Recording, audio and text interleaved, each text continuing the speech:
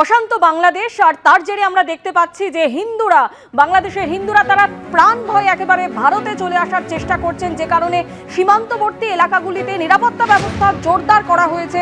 এই মুহূর্তে আপনাদের সামনে তুলে ধরবো আগরতলার ছবি, যেখানে ভারত বাংলাদেশ সীমান্তে নিরাপত্তা ব্যবস্থা জোরদার করা হয়েছে। মানব পাচারের সঙ্গে জড়িত সন্দেহে গ্রেপ্তার করা হলো এক ব্যক্তিকে।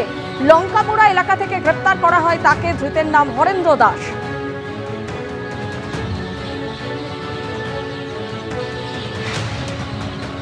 অন্যদিকে চোপড়ার পর এবার কালিয়াগঞ্জ, উত্তর দিনাজপুরের কালিয়াগঞ্জে ভারত বাংলাদেশ সীমান্তে অনুপ্রবেশের দায়ে আটক করা হলো দুজনকে। দুই বৃদ্ধা অনুপ্রবেশের দায়ে দুই বৃদ্ধাকে আটক করলো বিএসএফ। ধৃতদের আদালতে তোলা হলে বিচারক তাদের 14 দিনের জেল হেফাজতের নির্দেশ দেন। দুই বৃদ্ধা জানিয়েছেন, কিছুদিন ধরেই বাংলাদেশে লাগাতার হুমকির মধ্যে পড়তে হচ্ছিল তাদের। হিন্দুদের বাড়ি ঘর জ্বালিয়ে দেওয়া, গবাদি পশু লুটপাট ইত্যাদি চলছিল বলে অভিযোগ। সংখ্যালঘুদের প্রাণে মেরে ফেলার হুমকিও দেওয়া হচ্ছিল বলে দাবি করেন দুই বৃদ্ধা। প্রাণ বাঁচাতে সীমান্ত পেরিয়ে তারা এদেশে চলে এসেছেন বলে দাবি। ভারতে কেন এসেছেন? বাংলাদেশে কি মারধর করছে? হ্যাঁ, অত্যাচার করে থাকিবার কি হয় নাই, বেটি কিনে না আছে। আপনার বাড়ি কোথায় বাংলাদেশে? বাংলাদেশে বাড়ি। কোথায়, কোন জায়গায়? শুদ্ধপুর দশাই। ভারতে কোন দিক দিয়ে আসলেন? ভারতে আছে হইতে আদিকেবুর দিয়া। সত্য কথা বা কাঁটাতার পার হয়ে এসেছেন? ওখানে কি অবস্থা? বাংলাদেশে কি অবস্থা? অত্যাচার খুব করে, নিজের জায়গা নাই, মানুষ থাকির দেয় না। তার বেটি আছেন না, বাড়ি ঘরও ভাঙ্গি দিছে, মারধর করছে। কি বলছে ওরা, কি চাচ্ছে? কি চাচ্ছে?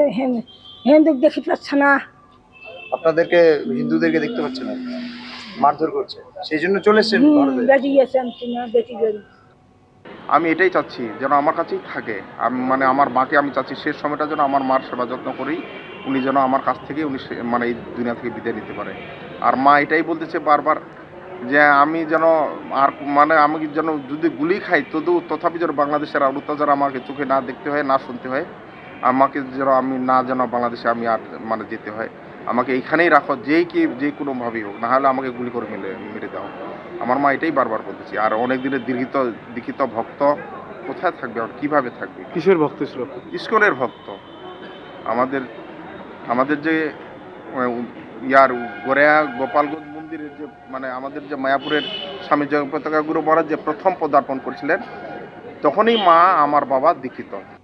দুজন মহিলাকে সেপারেট দুটো কেসে কালিয়াগঞ্জ পুলিশ অ্যারেস্ট করে পাঠিয়েছিল। তো যেহেতু বাংলাদেশি মহিলা ওদের জামিনের জন্য আবেদন করেছিল, আমরা বিরোধিতা করি। তাতে দুপক্ষের শুনানির পরে 14 দিন পরে ওদের 14 দিনের জন্য জেল হেফাজত দিয়েছে।